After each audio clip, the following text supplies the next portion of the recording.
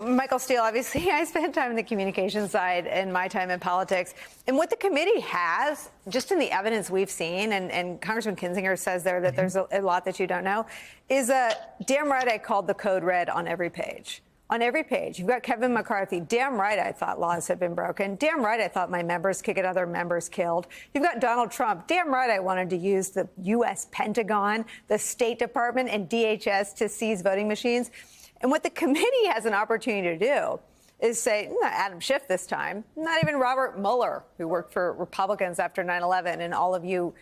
I think Robert Mueller was in front of Congress more times than any other government official ever, in light of the fact they led the FBI. But it didn't matter. They turned him into someone like you and me, Michael Steele, someone who goes on MSNBC and tells the truth about what the Republican Party has become.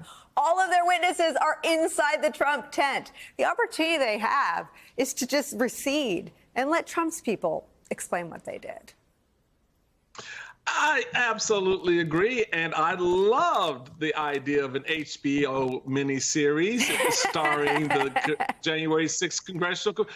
Absolutely, that's what you want to do. I mean, look, since Republicans, think Democrats have all these nexus and connections to Hollywood, get some Hollywood writers to write some of this script out if need be. You've got to tell this story in a way that captures the attention, the imagination, the energy of the country.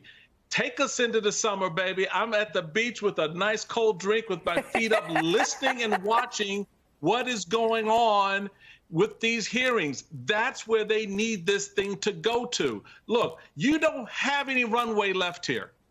There is nothing left to do at this point except sell, sell, sell. We are fixated on what, Elon Musk is doing on Twitter. We are fixated on whether Donald Trump will get back on Twitter. Baby, you need to eclipse that level of attention-grabbing nonsense to something that's substantive and real for the country. So they need to bring not just an A game, they need to redefine what the A game is with this, because the only thing at stake here is democracy itself. I'm not being hyperbolic. I'm not trying to, scream and shout something that ain't true. Everybody knows it. In my hearing, outside of my hearing, knows it. Because come November 4th, you get this part of the movie, of the miniseries wrong, the rest of the movie, baby, you don't want to watch. Basil, I never pick on you because I pick on the Democrats. It's not my point, but they're all that we've got in this experiment in democracy. So I'm coming back to you as a vessel, not a target of my exasperation. But Democrats believe that there's a hard wiring and that they can only talk about one thing. And I would just posit that you walk around New York or frankly all across the Midwest, there are churches and schools with jars outside for Ukraine. And what people understand about Ukraine is two things. One, they're the democracy being attacked by a brutal autocratic leader in Vladimir Putin. And two, 8 weeks ago, their lives were a lot like our lives. Americans care about democracy if they can be made to understand what happens if you lose it. And I wonder, I saw you nodding when Michael Steele was talking. What is your advice?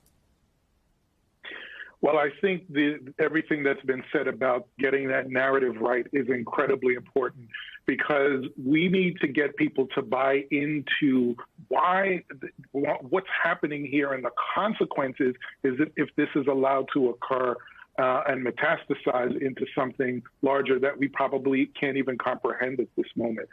But in addition to the narrative, one thing that really is important for me, and I think for so many people, is the notion of accountability. Okay, so let's say that we find that all of these folks who we're bringing to the table, who we're bringing in front of us to testify, we find that they did do something wrong. What then? The one challenge that I think we had with the impeachment hearings and the Russia probe is that there was this sense that, well, Trump's not going to get punished, that a lot of the other folks who were involved may not get punished in the way that we think that they should be. And there's this sense that a lot of people who should be in jail, who should be punished in other ways, are not going to get punished. And that, I think, is the important part of extending the narrative. Yes, this is must-see TV, but at the end of the day, there are people who are going to go to jail as a result of this, and we need to be able to talk that up a lot more as well. And the fear that I have is that if we don't do that, if there isn't accountability at the end of this narrative, then the Democrats won't have anything after the January 6th hearings to be able to go after. And then we're in a world of trouble at that point, because that suggests to me and to probably so many others that the Republicans are going to be able to get away with anything. And at that point, how do we stop that? Yeah, and I mean, you know, what's interesting, AB, is if you step back, Donald Trump waged a war against the rule of law, against Jim Comey personally, Andrew McCabe personally, Pete Strzok personally, Rod Rosenstein personally, Jeff Sessions he made cry. Bill Barr, you know, writes about being screamed at, but that's a little more of the tarantulas in a bowl, if you ask me. And the people who no longer believe in the rule of law aren't the Republicans, it's the Democrats. But the Democrats believe in the rule of law. I'm not. But they don't believe it. I mean, Democrats don't believe that it applies evenly. I mean, the lack of sort of thinking that these are potent political issues is because Democrats think that if Robert Mueller wrote a volume this big, the second half, they were 6 criminal acts that Donald Trump had engaged in, and there were no consequences for him. The extortion of President Zelensky was a clear abuse of power. They saw the Republicans just shrug their shoulders and say, I don't think so. And then they saw Republicans participate in condemning Donald Trump, and he wasn't convicted for that. So what the Republican war on the rule of law did to the country was make Democrats think it's not a salient issue to talk about. I mean, Basil's been talking for 40 minutes about a criminal conspiracy. And I bet if you took that to Democratic campaign operatives, they could argue it either way. Maybe, maybe not. People don't really believe that Republicans are held accountable to the same rule of law that we are. The people who no longer believe that the rule of law applies evenly over every American, no matter their affiliation, no matter their standing, no matter their sort of party, no matter their proximity to power, are by and large Democrats and independents, not Republicans. It is unfortunate that Democrats are, I think, afraid of this subject because they think it doesn't poll well and that Americans actually don't care about the threats to democracy and the erosion of the rule of law by the right the last 6 years. Yes, they also know that voters are burnt out on the fact that people who melt the rule of law and our institutions face no accountability. And someone like Donald Trump has gotten away with everything. This is part of the reason I wrote that piece. Look at what the Republicans have gotten away with. Don't you think it's important that we discuss this before they take control of the Congress? It's really it's tough for Democrats to face this, but they don't really have a choice. I'm a little more optimistic, I think, than everyone else about the January 6th hearing. I do believe they've learned from what happened.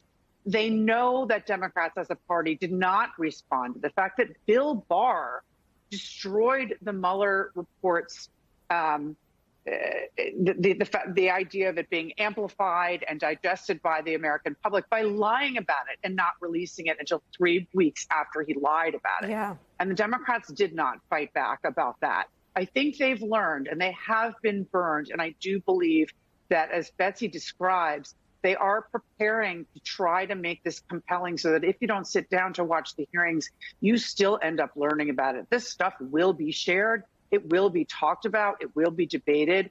And I think parts of it will go quite viral and it will break through. That's something that I do believe Democrats learned from the impeachments and from the Mueller investigation.